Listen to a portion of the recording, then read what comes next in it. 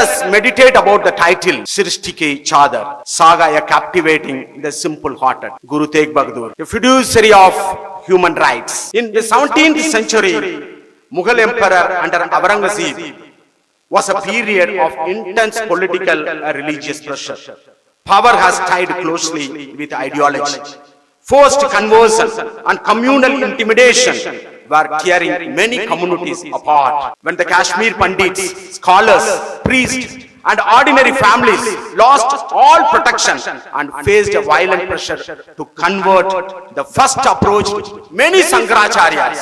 They approached many Shankaracharyas and Brahmin spiritual leader, but in their deepest despair, they finally came to Guru Tegh Bahadur. They did not come to him because he belonged to their caste or faith. They came because he had already shown he stood firmly for the voiceless, the oppressed, and anyone whose basic rights were under attack.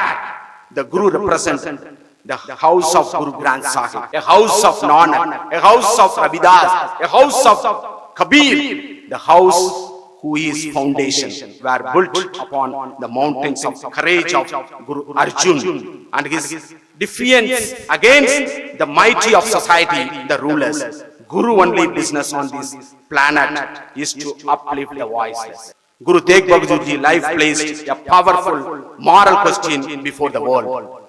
When the state demands that a person surrender his conscience, when the community is ordered to give up its identity, beliefs, or dignity, who will stand up and say no? Who will defend the person's inner freedom? A freedom that no king, no army, no government has the right to take away. Guru Tegh Bahadur answered this question not with theory but with action.